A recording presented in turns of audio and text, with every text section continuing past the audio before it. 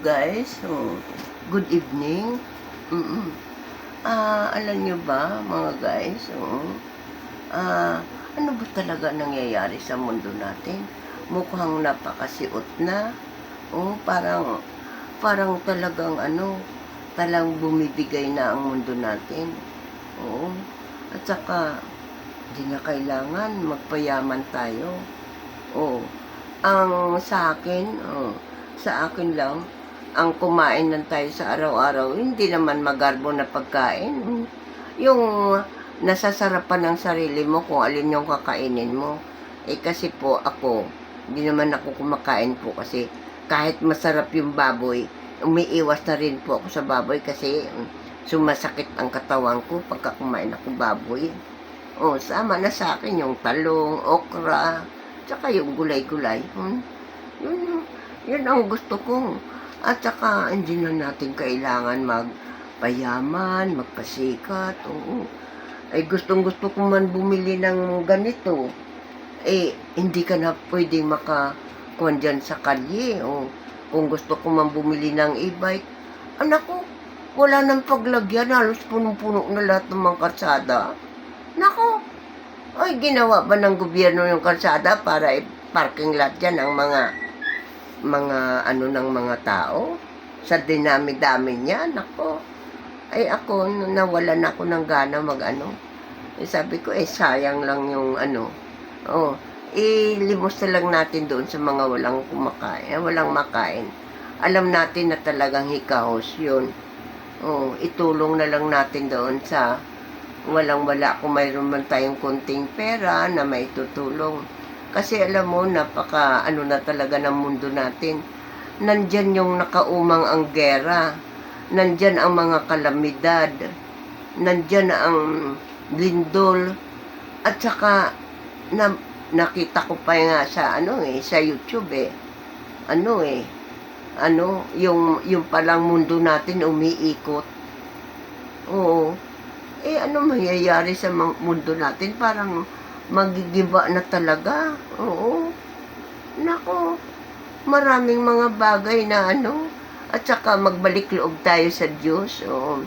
Magbalik loob tayo sa Diyos na kung ano man mangyari sa atin, matapos man ang mundo natin, ay doon tayo pupunta sa Kanya kung saan man pinakamaayos ang kalagayan natin.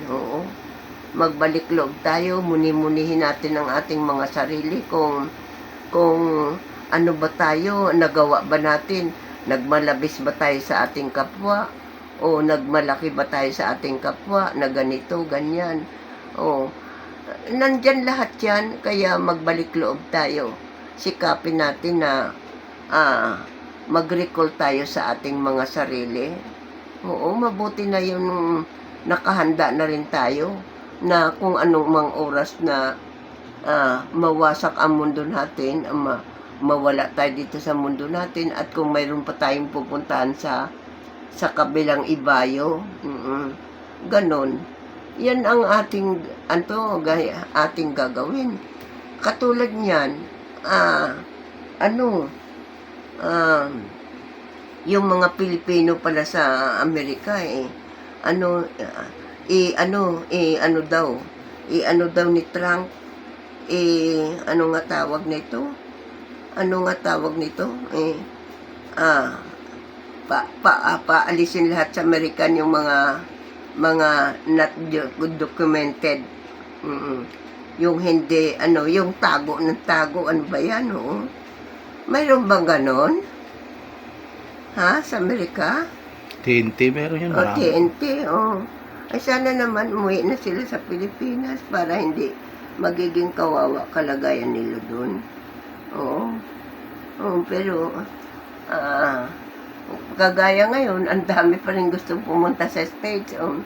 Yung gitter ko na si Wednesday, galing ng Singapore. Nagpasa daw siya ng papers niya sa US Embassy. Na-delay daw. Hanggang ngayon, hindi pa bumabalik sa kanya kung ano resulta. Samantalang dati-dati yan, mga 1 day lang, andiyan kaagad ang result kung ano na ang nangyayari. Ngayon, yung ating doon sa Amerika, yung mayroon tayong mga representative doon sa Amerika kasi na bawat bansa mayroon doon. Yun nga, si Romualdez yata ay sinasabi na ganun nga ang mangyari. Oo. So, para sa akin, wala tayong gagawin kundi manalangin sa mahal na Panginoon. At tulad ng mga ano na yan, agawan sa ano na yan, agawan sa Philippines na yan, napaka ang lungkot ng naging buhay natin, araw-araw na lang ganyan, naku. Hindi ko talaga alam kung bakit, naku, kaya nga wala tayong magawin kundi manalangin sa mahal na Panginoon na ligtas tayo. Dalangin din natin ang mga namumuno sa ating bansa na naging maayos ang lahat dahil kung paano-ano sila ay nako, pasasabak tayo sasabak tayo. Yun lang po guys, ang masasabi ko. Magbago na kaya tayo. Wag na tayong ang kumain sa oras, tama na. Yung mga walang makain, tutulungan natin. Tutulungan natin, yung mga bagamat hindi sila nagsasabi na sila'y walang-wala, alam naman natin na, ako nga sa araw-araw na buhay, basta lumabas ako ng bahay, tsaka mayroon akong konting pera.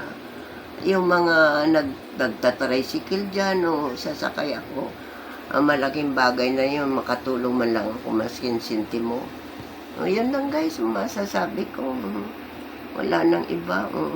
Sana marami pa sana, kaya lang Next episode na. Next episode. Sa susunod na lang, marami pa rin akong masasabi. Sa mundo natin na ginagalawan. Maraming salamat Magandang gabi, matutulog na tayo. Antok na.